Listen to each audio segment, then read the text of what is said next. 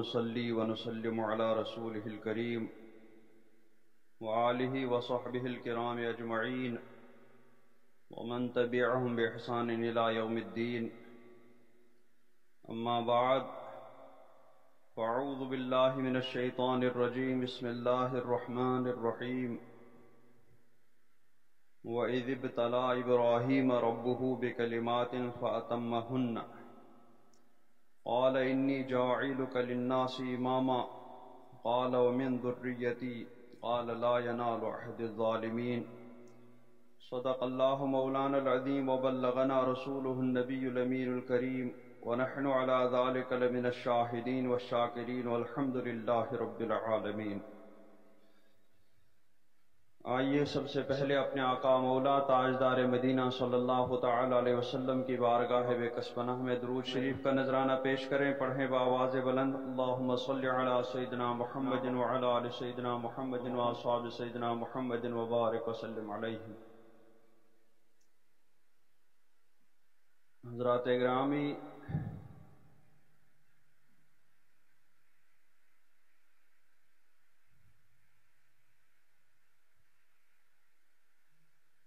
حضرت ابراہیم علیہ السلام کے بارے میں قرآن پاک نے جو تذکرہ فرمایا تھا، گزشتہ مجلسوں میں اس کو تفصیل سے بیان کیا گیا.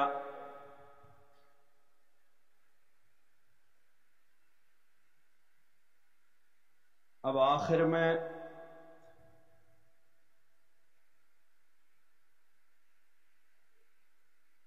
ان کا سب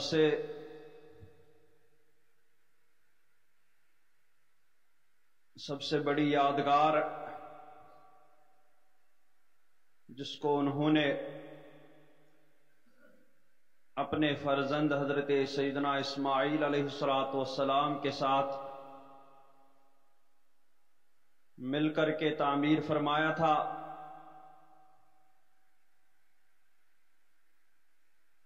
اور اس وقت انہوں نے جو دعائیں مانگی تھی ان کو اللہ تبارک و تعالی نے کس طرح سے شرف قبول عطا فرمایا تھا. آج کی اس مجلس میں اسی سے متعلق کچھ گفتگو ہوگی، اور اسی کے ساتھ قرآن پاک میں جو باتیں حضرت ابراہیم علیہ السلام کے تعلق سے بیان ہوئی تھیں وہ اختتام پذیر ہوں گی. جب حضرت سیدنا اسماعیل علیہ السلام کچھ بڑے ہوئے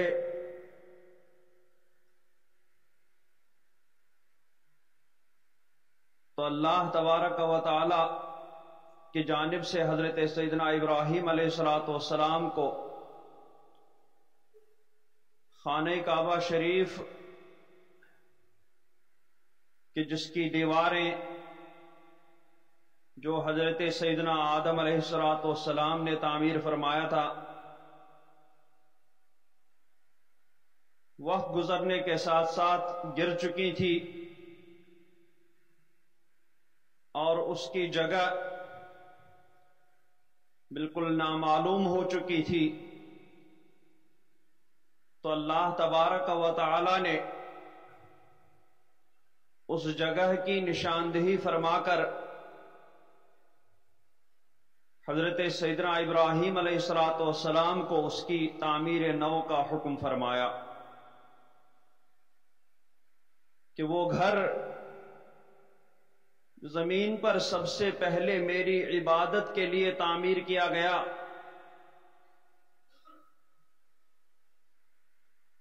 اور اب وہ نامعلوم ہو چکا ہے،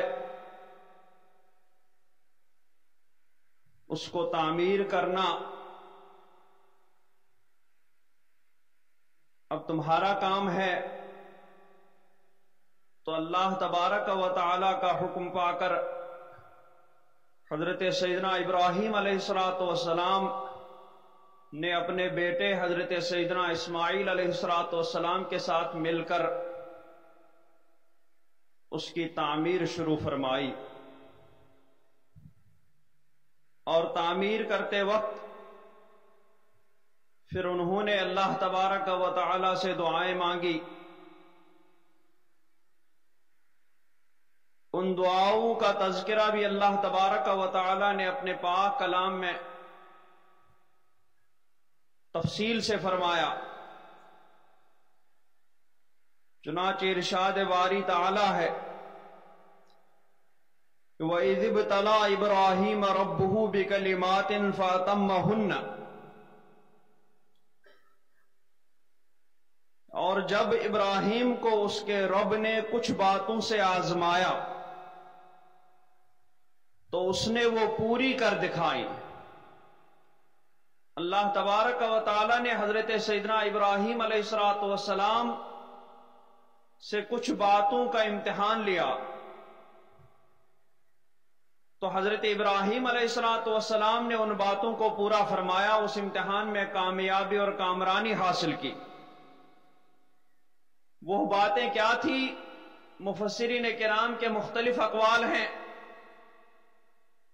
کچھ علماء کرام فرماتے ہیں کہ ان باتوں میں مونچھیں تراشوانا، ناخن تراشوانا، اسی طریقے سے منہ زیر ناف صاف کرنا، اور بھی اس طریقے سے کچھ باتیں ہیں۔ بعض مفسرین کرام نے فرمایا کہ وہ باتیں وہ حضرت سیدنا ابراہیم علیہ السلام کا آگ میں ڈالا جانا اور اس پر صبر فرمانا، اسی طریقے سے اللہ تبارک و تعالی کے راستے میں ہجرت کرنا، اسی طریقے سے اللہ تبارک و تعالی کے حکم سے اپنے اہل و عیال حضرت سیدنا اسماعیل علیہ السلام اور حضرت سیدتنا ہاجرہ رضی اللہ تعالی عنہا کو مکہ شریف کے اس غیر آباد علاقے میں جہاں پانی، آب، کھانے پینے کا کوئی سامان نہیں تھا، وہاں چھوڑ کر کے آ جانا، اور اسی طرح اللہ تبارک و تعالی کے حکم سے اپنے بیٹے حضرت سیدنا اسماعیل علیہ السلام کو قربان کرنے کے لیے تیار ہونا۔ یہ ساری آزمائشیں اللہ تبارک و تعالی نے حضرت ابراہیم علیہ السلام سے کی، ان باتوں میں انہیں آزمایا، اور حضرت ابراہیم علیہ السلام نے ان باتوں کو پورا کر دکھایا۔ تو اس کے بعد اللہ تبارک و تعالی نے ارشاد فرمایا قال انی جاعلک للناس اماما،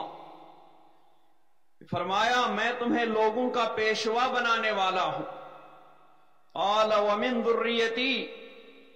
حضرت ابراہیم علیہ السلام کو جب اللہ تبارک و تعالی کی جانب سے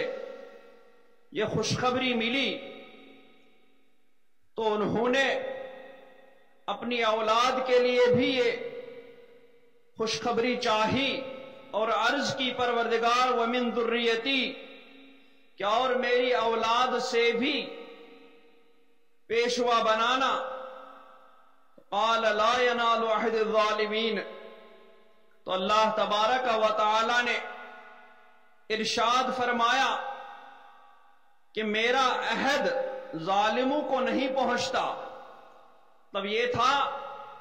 کہ تمہاری اولاد میں بعض لوگ راہ حق سے ہٹ بھی جائیں گے اور کفر میں بھی مبتلا ہوں گے، تو ایسے لوگوں کو میرا عہد نہیں پہنچے گا، یعنی ان کو میں امام نہیں بنانے والا۔ ہاں البتہ جو متقی پرہیزگار ہوں گے، جو تمہاری ملت پر قائم رہیں گے،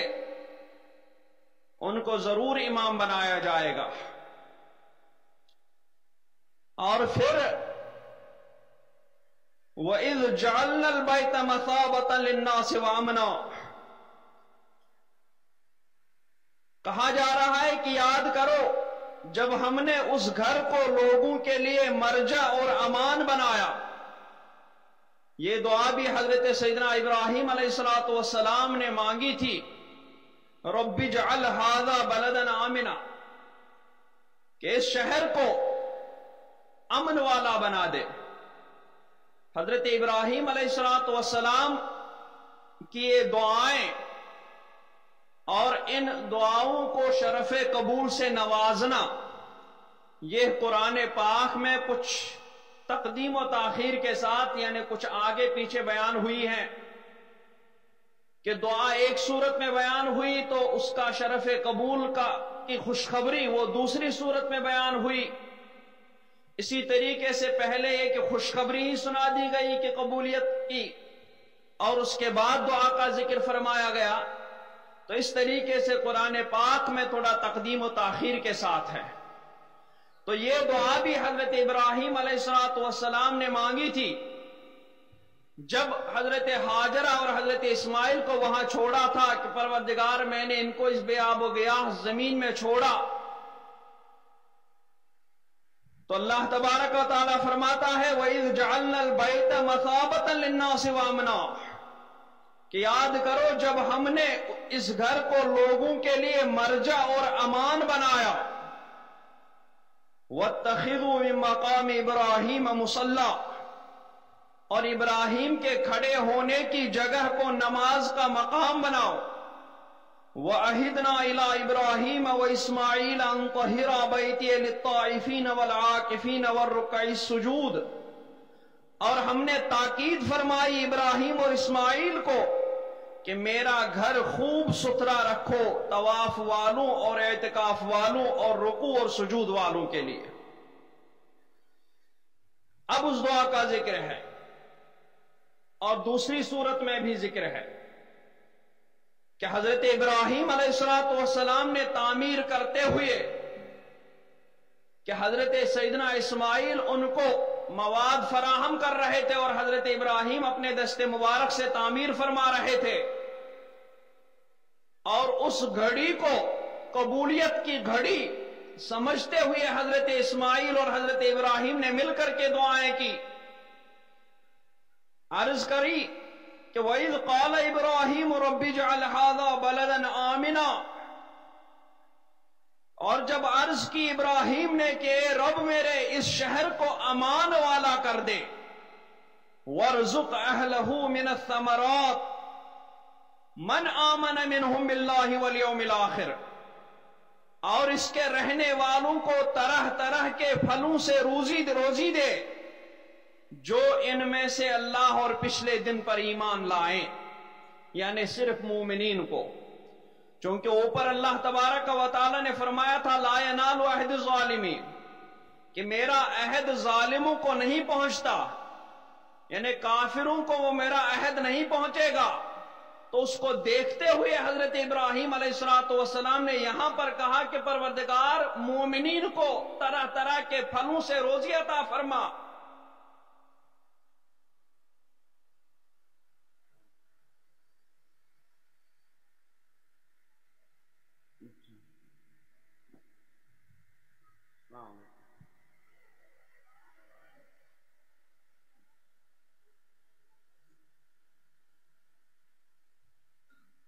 تو اللہ تبارک و تعالی نے فرمایا کہ امامت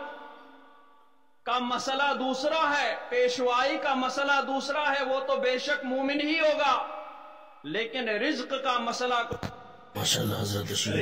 طریقے سے مومنین کو ملے گا اس طریقے سے کافروں کو ظالموں کو بھی ملے گا۔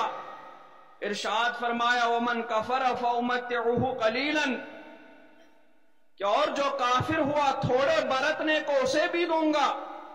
ثُمَّ أَضْطَرُّهُ إِلَىٰ عَذَابِ النَّارِ، پھر اسے عذاب دوزخ کی طرف مجبور کروں گا، وَبِئْسَ الْمَصِيرُ، اور وہ بہت بری جگہ ہے پلٹنے کی۔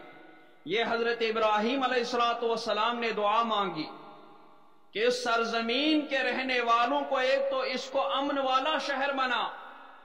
کہ یہاں جو بھی آ جائے اسے امن حاصل ہو جائے، تو اس کو بھی اللہ تبارک و تعالی نے شرف قبول عطا فرمایا کہ وہاں چاہے انسان پہنچتے، چاہے جانور پہنچیں، چاہے پرندے چرندے کوئی بھی پہنچے، وہاں جا کر کے سب کو امان مل جاتا ہے، وہاں سب لوگ امان پا جاتے ہیں، وہ شہر سب کے لیے امن کا شہر بن جاتا ہے۔ کوئی کسی سے، یہاں تک کہ اگر وہاں کوئی اپنے باپ کے قاتل کو بھی دیکھتا تھا تو وہ وہاں اس سے کوئی تعرض نہیں کرتا تھا، وہاں کے گھاس کاٹنے تک کی اجازت نہیں ہے، وہاں کسی جانور کو شکار کرنے تک کی اجازت نہیں ہے۔ وہاں جس طریقے سے انسانوں کے لیے امن ہے اسی طریقے سے جانوروں کے لیے بھی امن ہے۔ ایسی اللہ تبارک و تعالی نے حضرت ابراہیم کی دعا قبول فرمائی، اور رزق ایسا عطا فرمایا کہ سالہ سال، یعنی پورے سال جس موسم میں بھی جاؤ وہاں ہر موسم میں ہر طریقے کے تر و تازہ پھل مل جائیں گے۔ ایسی اللہ تبارک و تعالی نے حضرت ابراہیم کی دعا قبول فرمائی۔ اور بعض علماء نے فرمایا کہ اس بے آب و گیاہ سرزمین میں جہاں پانی اور گھاس وغیرہ سرسبز و شادابی کا نام و نشان نہیں تھا، وہاں اللہ تبارک و تعالی نے شام سے طائف کے ٹکڑے کو اٹھا کر کے پہلے خانہ کعبہ شریف کا طواف کرایا،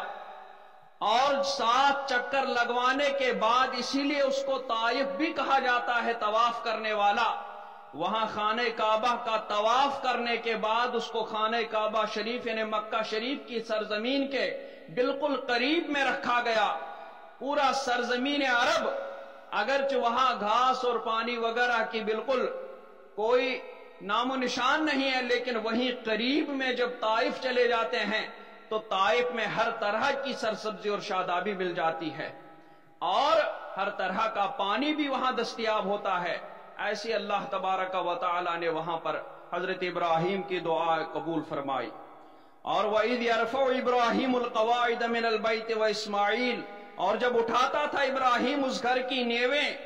وہ اسماعیل، اور اسماعیل یہ کہتے ہوئے کہ ربنا تقبل منا، کہ ہمارے رب ہم سے قبول فرما، انک انت السمیع العلیم، بے شک تو ہے سنتا جانتا، ربنا واجعلنا مسلمین لک ومن ذریتنا امۃ مسلمۃ لک، اے رب ہمارے اور کر ہمیں تیرے حضور گردن رکھنے والے، اور ہماری اولاد میں سے ایک امت تیری فرما بردار، وَأَرِنَا مَنَاسِكَنَا وَتُبْ عَلَيْنَا، اور ہمیں ہماری عبادت کے قاعدے بتا اور ہم پر اپنی رحمت کے ساتھ رجوع فرما، اِنَّكَ أَنْتَ التَّوَّابُ الرَّحِيمُ، بے شک تو ہی ہے بہت توبہ قبول کرنے والا مہربان۔ ربنا وابعث فیہم رسولا، اے رب ہمارے اور بھیج دے ان میں ایک عظمت والا رسول، یتلو علیہم آیاتک، انہی میں سے کہ ان پر تیری آیتیں تلاوت فرمائے، وَيُعَلِّمُهُمُ الْكِتَابَ وَالْحِکْمَةَ، اور انہیں تیری کتاب اور پختہ علم سکھائے،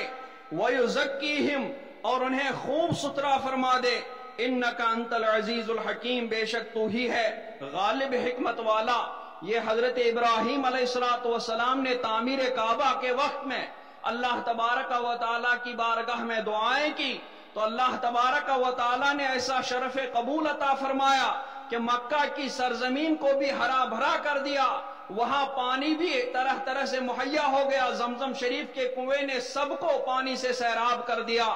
وہاں طائف کو لا کر کے وہاں ہر طرح سرسبزی اور شادابی پھیل گئی۔ اسی طریقے سے وہاں پر سرکار دو عالم صلی اللہ تعالی علیہ وسلم کو بھیج کر کے انہی میں سے حضرت ابراہیم علیہ السلام کی یہ دعا قبول فرمائی، ربنا وابعث فیہم رسولا، کہ پروردگار انہی میں سے ان میں ایک عظمت والا رسول بھیج۔ اور چونکہ حضرت ابراہیم اور اسماعیل کے بعد ان کی اولاد میں سے سرکار دو عالم صلی اللہ تعالی وسلم کے علاوہ اور کوئی رسول نہیں آیا، اس وجہ سے اس دعا سے سرکار دو عالم صلی اللہ تعالی علیہ وسلم ہی مراد ہیں۔ خود سرکار نے ارشاد فرمایا، انا دعوت ابی ابراہیم، کہ میں اپنے باپ، یہاں سرکار دو عالم صلی اللہ علیہ وسلم نے اب کا لفظ اپنے دادا پردادا سے بھی یعنی بہت واسطوں سے حضرت سیدنا ابراہیم کے ساتھ جا کر کے نسب ملتا تھا، لیکن ان کے لیے بھی حضرت سرکار دو عالم صلی اللہ علیہ وسلم نے اب کا لفظ ارشاد فرمایا۔ تو جس طریقے سے اب اپنے باپ کے لیے بولا جاتا ہے اسی طریقے سے چچا کے لیے بھی بولا جاتا ہے، اور اسی طریقے سے جد اس سے بھی آگے یعنی جہاں تک اس کا نسب پہنچ سکتا ہے جو بھی اس میں ہے اس کو بھی مجازن باپ اب بول سکتے ہیں۔ تو سرکار نے فرمایا انا دعوت ابی ابراہیم کہ میں اپنے باپ ابراہیم کی وہ دعا ہوں جو انہوں نے تعمیر کعبہ کے وقت فرمائی اور اللہ تبارک و تعالی نے اس کو شرف قبول بخشا اور مجھے تمہیں میں سے تمہاری طرف مبعوث فرمایا۔ اسی طریقے سے وہ بشارت عیسیٰ اور سرکار نے فرمایا میں عیسیٰ کی وہ خوشخبری ہوں جو انہوں نے دی تھی وہ مبشرم برسول یاتی من بعد اسمہ احمد کہ میں تمہیں خوشخبری دینے والا ہوں اس رسول کی جو میرے بعد آنے والا ہے جن کا نام احمد ہوگا۔ وہ رؤیا امی اور میں اپنی والدہ کا وہ خواب ہوں جو خواب انہوں نے میری ولادت کے وقت میں دیکھا تھا۔ اور سرکار دو عالم صلی اللہ علیہ وسلم نے اس طریقے سے اپنے کو خود کو حضرت ابراہیم کی یہی دعا فرمایا، اس لیے مفسرین کرام نے یہاں متفقہ فرمایا کہ یہاں اس دعا سے سرکار دو عالم صلی اللہ علیہ وسلم اس رسول سے سرکار دو عالم صلی اللہ علیہ وسلم مراد ہیں اور حضرت ابراہیم کو گویا پہلے ہی سے جس طریقے سے انبیاء کرام میں سرکار دو عالم صلی اللہ علیہ وسلم کے آنے کی خوشیاں منائی جا رہی تھی اسی طریقے سے حضرت ابراہیم بھی سرکار کے آنے کے بارے میں علم رکھتے تھے، اس لیے سرکار ابراہیم علیہ السلام نے دعا فرمائی اور اللہ تبارک و تعالی نے ان کی وہ دعا قبول فرمائی۔ تو تعمیر کعبہ کے وقت حضرت ابراہیم نے دعائیں فرمائی، اس لیے علماء کرام نے فرمایا خانہ کعبہ شریف کو دیکھتے وقت وہ قبولیت کی گھڑی ہوتی ہے اور وہاں پر جو بھی دعائیں مانگی جائے اللہ تبارک و تعالی اس دعا کو قبول فرما لیتا ہے۔ اسی طریقے سے پھر خانہ کعبہ شریف میں بھی جگہ جگہ قبولیت کی جگہیں ہیں جہاں اللہ تبارک و تعالی سے دعائیں مانگی جائے تو اللہ تبارک و تعالی قبول فرماتا ہے۔ اور پھر حضرت ابراہیم علیہ السلام نے خانہ کعبہ شریف کو جو تعمیر فرمایا تھا وہ تعمیر وہ پھر اس کے بعد مٹی نہیں، وہ دیواریں اگرچہ وقتی طور پر تھوڑی بہت منہدم ہوئیں لیکن وہ جگہ بالکل ہی معدوم اور نامعلوم نہیں ہوئی، وہ جگہ بالکل نشاندہی کے ساتھ موجود رہی۔ اور اس کے بعد حضرت ابراہیم علیہ السلام کی تعمیر میں جو تھوڑا دراز آ گئی تھی قریش نے اس تعمیر کو پھر دوبارہ کیا اور مواد کی کمی کی وجہ سے جتنا حضرت ابراہیم نے تعمیر فرمایا تھا اس میں سے تھوڑا سا حصہ ان لوگوں نے مواد کی کمی کی وجہ سے چھوڑ دیا جس کو حتیم کعبہ کہتے ہیں، وہ بھی خانہ کعبہ شریف ہی کا حصہ ہے اور جو خانہ کعبہ شریف کے اندر جانے کا ثواب ہے وہی اس حتیم کے اندر جانے پر بھی ثواب ہے، جو خانہ کعبہ شریف کے اندر جانے میں نماز پڑھنے کا ثواب ہے وہی اس حتیم کے اندر جانے میں بھی وہاں پر نماز پڑھنے کا ثواب ہے۔ اور طواف کریں تو اس حتیم کے باہر ہی سے کرنا پڑتا ہے۔ سرکار صلی اللہ علیہ وسلم نے فرمایا حضرت سیدتنا عائشہ رضی اللہ تعالی عنہا سے کہ عائشہ اگر زمانہ جاہلیت قریب نہ ہوتا تو میں خانہ کعبہ شریف کو اسی طرح تعمیر فرماتا جس طریقے سے حضرت ابراہیم علیہ السلام کی تعمیر تھی، یعنی اس کا دروازہ ایک تو اس حتیم کو بھی خانہ کعبہ میں لے لیتا اور پھر جو دروازہ بہت اونچا کر دیا تھا قریش نے اس دروازے کو دونوں طرف نیچا کر دیتا، ایک طرف سے جانے کا اور ایک طرف سے نکلنے کا دروازہ کر دیتا۔ حضرت سیدنا عبداللہ ابن زبیر رضی اللہ تعالی عنہ کا جب وقت آیا تو انہوں نے اپنے وقت میں خانہ کعبہ شریف کی تعمیر اسی طریقے سے حضرت عائشہ سے پوچھ کر کے فرمائی جس طریقے سے سرکار چاہتے تھے، لیکن جب حجاج ظالم نے مکہ شریف پر حملہ کیا اور خانہ کعبہ شریف تک کو نقصان پہنچایا تو اس وقت اس نے پھر خانہ کعبہ اس کو برداشت نہیں ہوا، حضرت عبداللہ ابن زبیر رضی اللہ تعالی عنہ کی اس تعمیر کو اس نے برداشت نہیں کیا اور اس نے خانہ کعبہ شریف کو پھر سے منہدم کر کے اسی طریقے سے بنایا جس طریقے سے قریش نے بنایا تھا۔ ان لوگوں نے تو مواد کی کمی کی وجہ سے بنایا تھا لیکن حجاج نے اس کو حضرت سیدنا عبداللہ ابن زبیر کی دشمنی میں اس نے اس کو پھر سے قریش کی تعمیر کی طرح کر دیا تھا، یعنی پھر سے وہ ایک دروازہ رکھا اور وہ بہت اونچا رکھا کہ بغیر سیڑھی کے اس تک پہنچا ہی نہ جا سکے اور حتیم کے حصے کو پھر سے باہر کر دیا۔ پھر جب ہارون رشید کا دور خلافت آیا تو حضرت ہارون رشید نے حضرت سیدنا امام مالک رضی اللہ تعالی عنہ سے پوچھا کہ امام مالک، میں اجازت چاہتا ہوں کہ میں خانہ کعبہ شریف کو اسی طریقے سے تعمیر کر دوں جس طریقے سے سرکار نے فرمایا تھا اور جس طریقے سے حضرت عبداللہ ابن زبیر نے اس کی تعمیر فرمائی تھی، میں دوبارہ خانہ کعبہ شریف کو اسی طریقے سے تعمیر کرنا چاہتا ہوں۔ لیکن حضرت امام مالک رضی اللہ تعالی عنہ نے منع فرمایا اور ارشاد فرمایا کہ اگر اس طریقے سے ہونے لگا تو خانہ کعبہ شریف کھلونا بن جائے گا ان خلیفوں اور حکمرانوں کے ہاتھ میں، کہ ایک حکمران آئے گا تو وہ اس طریقے سے بنائے گا، پھر دوسرا حکمران آئے گا وہ اس طریقے سے بنائے گا، پھر تیسرا حکمران آئے گا وہ اس طریقے سے بنائے گا۔ اس طریقے سے خانہ کعبہ شریف کا جو روب و دبدبہ ہے اس روب و دبدبے میں کمی آ جائے گی اور وہ حکمرانوں کے ہاتھ میں کھلونا بن کر کے رہ جائے گا۔ تو حضرت امام مالک رضی اللہ تعالیٰ عنہ کے ارشاد پر ہارون رشید نے پھر کوئی چھیڑ چھاڑ نہیں کی، البتہ پھر بعد کے ایک ترکی حکمران نے اسی طریقے سے، یعنی اس میں کوئی الگ سے اضافہ نہیں کیا بلکہ دیواریں بھی وہی رکھی اور چھت بھی وہی رکھا، البتہ اس میں بہت قیمتی پتھر اور قیمتی چھت اس میں لگائی اور اس پر غلاف ڈالنا شروع کر دیا۔ باقی تعمیر اسی طریقے سے رکھی جس طریقے سے پھر قریش کی تعمیر باقی رہ گئی تھی، تعمیر کو اسی طریقے پر رکھا، صرف دیواروں کو مضبوط کر کے بنایا اور چھت کو مضبوط کر کے بنایا اور اس پر غلاف ڈالنا شروع کر دیا۔